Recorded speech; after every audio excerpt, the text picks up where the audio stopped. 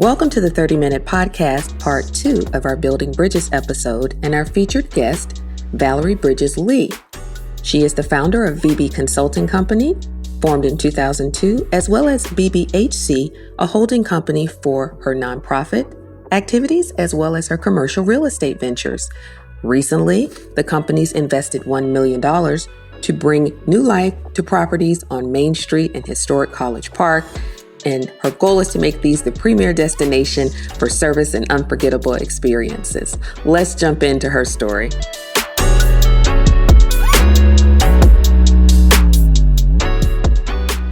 So I have a question, though. I want to go back just a little bit. Okay. Because we talked about all of the entities and so forth. I want to talk about a little bit about your background, and you can share to the extent that you want. Do you have a real estate background? I do not have a real estate background, but I will tell you what. My realtor for the first business went back to Georgia, Sean Howard. One time for Howard. high five in the building. Y'all don't know about that high And five. I will tell you, Sean, let me borrow $100. I need 100. Just let me get 100. Sean was my realtor, and he hates when I give him credit for this, but he planted the seed The commercial in my seed, mind the commercial, to say, commercial real "You estate. get this one, we'll just get all of these." And I'm thinking, I looked at him like, dude, are you crazy? Now he's Man, always been forward thinking like I marinated on that, and I said, wow, because now remember I told you about COVID and the interest rates dropped. Yeah. Right. Mhm. So there was favor all over everything that I did with these buildings. It really was. one time out for high five. Shut out. No, that's awesome that you Commercial real estate extraordinaire. Yes. To go back To go people back to that our you- folk. Yeah, that you knew. That's Yeah. important to me because I still keep in touch with a lot of folks that we were in school with. Yeah, it's relationship building. It is. And I It is. think right now. Jay Bailey talked about that. Yes, he Yeah. absolutely. Shout out to RCIE. It's all about the relationships. And that's what I was just about to say. The same thing that Jay touched on is like right now, a lot of people don't see the significance of maybe going to school, going through that whole process for 4 years or however long it is, and getting these high loan balances and all and so forth. Right. You know, spending the money. Right. But one of the advantages of that is over that time. Come on. You're building relationships that you can. You're building your network. You're building So- a network. And there's Yes. many ways to build a network. That's Yes. one of them. But that's a really important one Yes. that you can lay some groundwork early on that Come can on. come bear fruit later That's in right. life. So That's right. just to give, and Sean and I had this conversation at Agave about I 2 years. love agave. About 2 the years lobster ago. tails. Back when you could get them on when you sit at the bar and you Yes. could buy one, get one. Yeah, Yes. this is about 2 years ago, maybe about 3 years ago. And Sean asked me, he was like, "Don't you have a real estate license?" And I'm like, "Yeah, I've had mine since 96. Okay. And he was like, "Why are you not?" I was like, "Sean, the market and everything like that. But it's good to have somebody on your team if Yes. you're not going to do it. Right. To have somebody on your team. That's right. I think about it all the time. I was telling Sean that we need to do something else with real estate outside of selling. Yeah. And there's resi and commercial, and now Sean has moved. He still does resi, but he's Right. moved into that commercial space real strong. Yeah. Yeah, there's some things that need to be done because people don't understand the power of real estate. The power of property. If you're in year 5 of a 30-year mortgage, you're on the pathway to home ownership, Right. but you are no longer. You're paying interest. But you are not a homeowner just Right. yet, and You're people, not. and you're not. That's You're true. not. But That's you true. are a property owner. Something strong in that. Yeah. It's I just think it's a blessing. It just really is. And you said something about education. I want to rewind to that because Okay. I heard someone say the other day, well, like you said, I just don't think it's worth going back to school.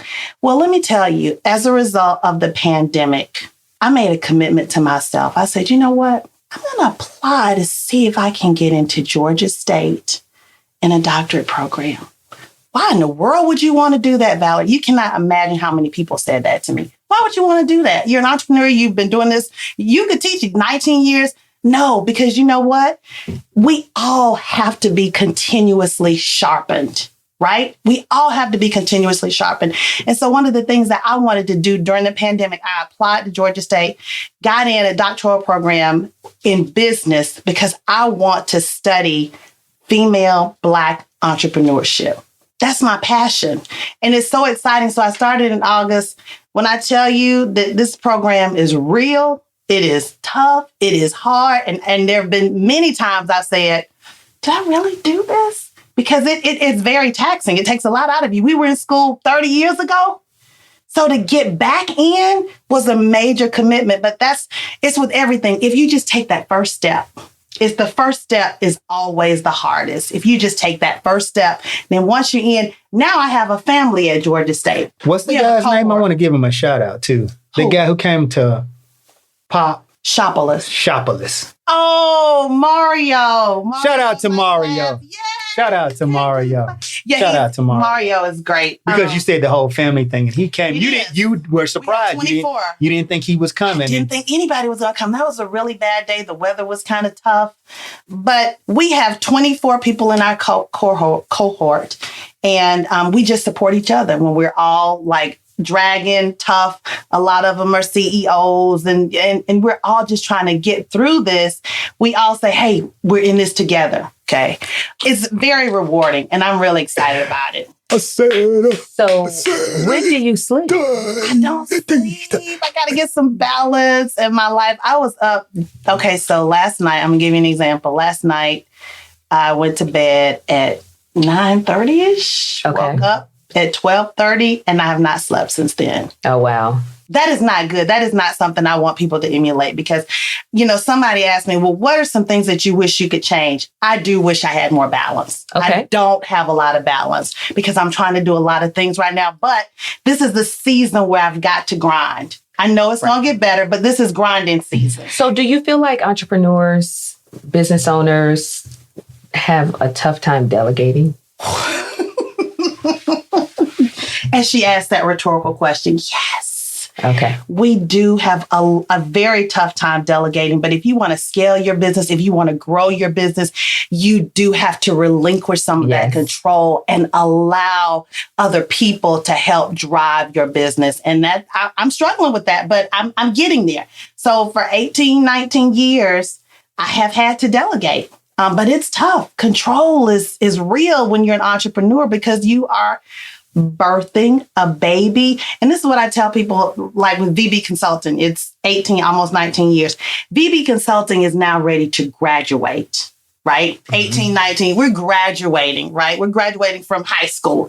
That business is graduating. When I say it's graduating, we're no longer doing what we did when we first started. We're working with municipalities now. We're working with transit authorities. We're doing cybersecurity. We're partnering with other people to expand what we do, expand our suite of offerings. So the new businesses, these businesses are being birthed or they're in diapers, like babies. These are babies. Pop Shopulous is a baby. So when you're a baby, you don't want to give your baby to just anybody. Right. You know what I mean? You still carrying the wellness spot. You still in the womb. Still in the womb. You ain't even had your first labor yet. I've had some labor pains. Those are Braxton Hicks. Those are not Listen.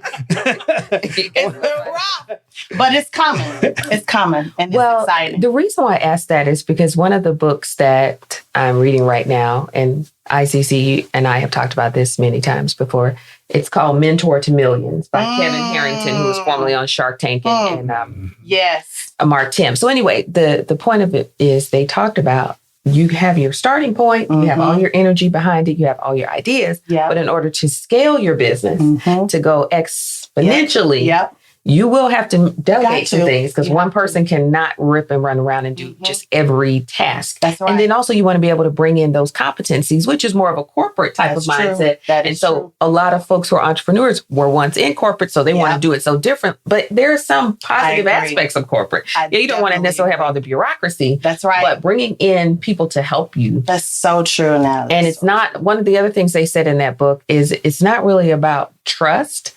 You get contracts with people. And so I love contracts personally, but they're like, contracts are not about trust. It's a litigious aspect to contracts. So it's just about you delineating what that person is supposed to do. And if they don't do it, then you have your recourse. But we get emotionally involved in a lot of things and with some of the people that we ask. And so I said all that to say that a lot of entrepreneurs that, as you mentioned earlier, IZZ, that have failed in things, it's because they have their family members or they have their friends or they have people who really didn't have expertise in those areas. It's people that they cared about and that cared about them and wanted to see them be successful, but they may not have really had the skill set. So that's just something for the intellectually curious to make sure you are data mining, into the right fields and the right people, groups of people when you have your business, because people can be there for you, support you in other ways other than being your business partner or stakeholder, what have you. That's so true. That's so true. So we've talked about BBHC. Yes, we have. We've talked about VBC. Yes. We've talked about the wellness spot. Yes. We've talked about Pop Shopalyst on Main. Yes.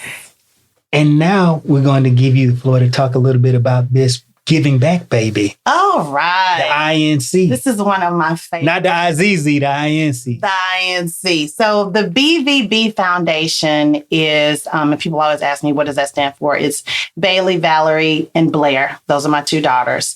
And the foundation is specifically for female minority, of course, entrepreneurs. And so one of our initiatives right now is we are providing, of course, with 2020, everyone looks at this year as very tumultuous, very just disastrous. And so what we're doing is we are providing $20,000 with 2020 for 20 female aspiring entrepreneurs from 20 HBCUs. Wow. They have to be there now? Yes, they have to be there now. They have to be undergrad. In the undergrad. But we will entertain grad. You'll be surprised. We have had to recruit students to give this money away. It's unbelievable. It's not unbelievable. It's not. No, it's not unbelievable. When you've done what and you've seen the things that Mariposa has led me to see, it's not. I believe it. You know what? And that's a whole nother political thing. We get complacent on a lot of things. You have been trained from 5 years old to be on a schedule and do something for that, and you get something. Right. You do that and you get something. You've never been taught to just, hey, I'm going to give you something if you apply for it and you use it for your own, for finding your own way. We want to give back. And so, but I mean, last year we gave $20,000 as well, and it wasn't an undergraduate campaign. This is something that is just really important to me because I really didn't have a female minority entrepreneur in IT that I could model myself after. Okay. Right. So it's not just IT. It's now the wellness spot. It's Pop Shopalyst. It's all those things. And we bring in other female entrepreneurs to help mentor the girls that are coming in as recipients. And so I'm just excited. Have you found your 20? We have not found our 20. We're at 10. We're at 10. So the application window is still open? The application window is bvbfoundation.org. Now, we do want you to put in information like a video. So let me ask you a question about that. So with all of this entrepreneurship, do Bailey and Blair have their own business already? They should. They went to an entrepreneurship camp they don't need a camp. They got Valley. Well, but I wanted them to go outside of me. That's important. Right, because sometimes they need structure. Yeah. For structure. My daughter, Blair, is an artist, and she's an entrepreneur. Actually, we have an event December the 19th that we're still planning. It's a fundraiser. And she will auction off her. It will be at Pop Shopalyst. Okay. She will auction off a BVB painting that she did. It's actually in our window. And she painted that. She's almost 14 years old. So They don't think of themselves as entrepreneurs, but they have entrepreneurial tendencies. And I think at that age, 15 and almost 14, you kind of want to shy away from anything that your mom is doing, if you get my drift. I'm trying to encourage them because I think everybody needs to be an entrepreneur. A side hustle is an entrepreneur, really. It's a side hustle. Well, this is the side hustle era because some people don't have a main job. So whatever your side hustle was or is, now it's your main hustle. Exactly. So you can come up with something else. So you said it was Bailey that's the one that's the artist? Blair. Bailey is my makeup artist. Okay. I knew she's into makeup and fashion. Yes, I know. She is. Just for Blair, I want you to talk to Blair 2 minutes and tell her the misconception of the starving artist.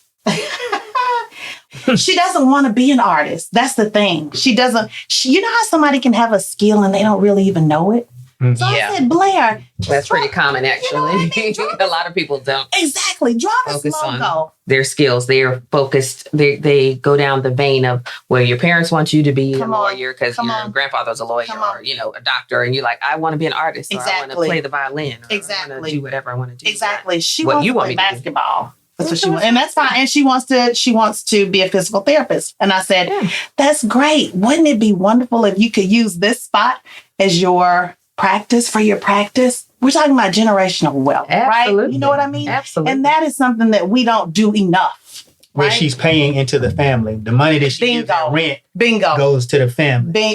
Then, Right. then she can have great Christmas gifts. She gets. Oh, they got summer jobs. Trust me, they got some summer jobs. They might not want them, but they got them. They got. They got some summer jobs. I enjoy you all so much. I mean, this has been They do hear the knowledge. therapeutic for me. I don't know why. Maybe it's because it's here. Could that be it? And then I would- part of it. And Natalie, and UGA, like this energizes me. Not that I need any more energy, but it energizes me. It makes me happy because I see more opportunity with us and then flowing from you guys to other folks.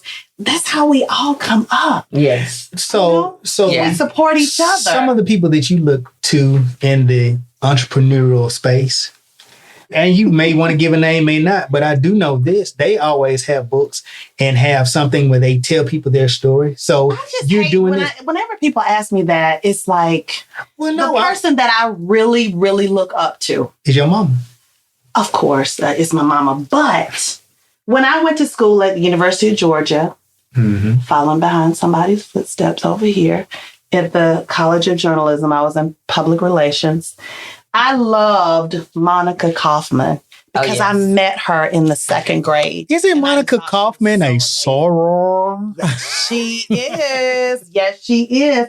But everybody always says Oprah is their inspiration. And I can't help it. She is mine. Every time something comes out of her mouth, I get wisdom. I mean, I listen to her YouTubes and I read a lot of her books, and she's just so wise to me, fearless. And I love that about her. She's a woman of, I like Woman her. of strength. I like her master classes though. Seriously, I cannot. Master classes are awesome. You learn from her master classes. You really do. But I think that you should think about having some master classes though.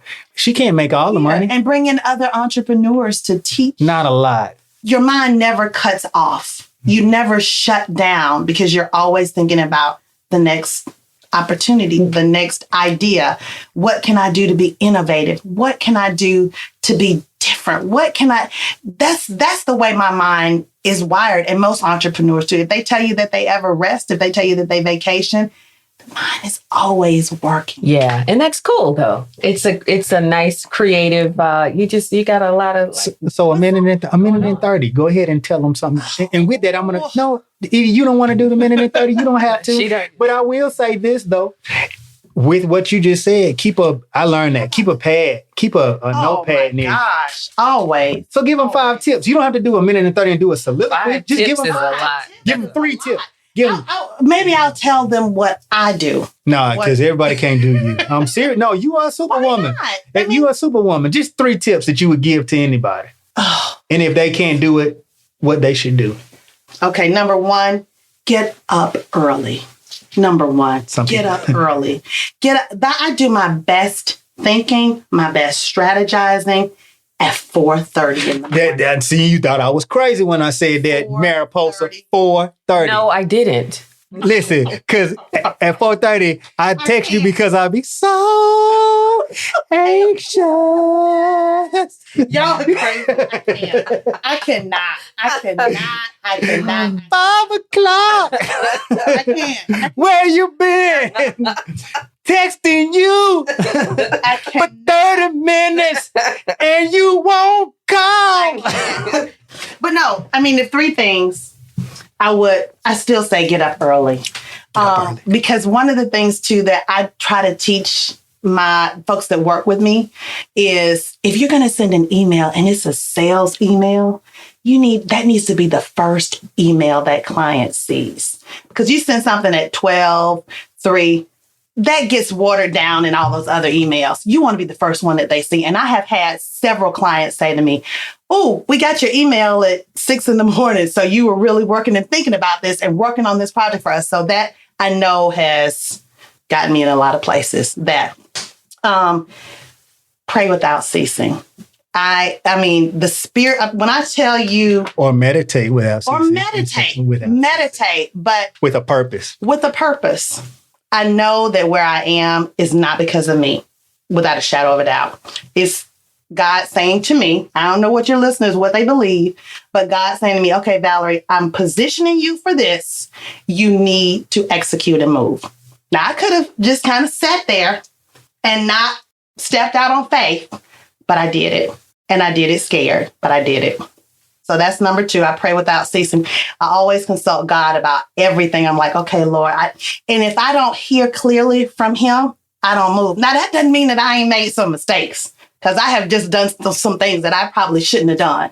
But I have learned as I've gotten older, we talked about getting wiser, to be still and say, okay, show me where you want me to go with this. Okay. And the other thing is, as entrepreneurs, there's going to always be some failure, but you got to fail forward. Say that again into the mic. You kind of lean forward. They ain't even heard that one. Say that again. What? You're going to always fail as an entrepreneur. There will be failure. There's going to be adversity. You cannot get away from that. If you think I ain't had adversity in the 18 years I've been in business, you're sadly mistaken. But you always fail forward. You don't fail backwards. You look forward to what's ahead. You do not look back and get paralyzed because of something that didn't happen. You keep moving. Do not get discouraged, because discouragement is a trick of the enemy, because he wants you to be discouraged, because that's going to impact your destiny. Well, with that, I'm not sure there's much else to say. Period. Thanks for tuning in. It's our pleasure to have you join us in discussions, full topics in half an hour for the intellectually curious like you. Remember, rate, follow, subscribe. Rate us. 5 stars means you love what you heard. Follow us on IG and YouTube at 30 Minute Podcast. And then subscribe to the channel using the podcast player of your choice so you're always apprised of every new episode. Until next time.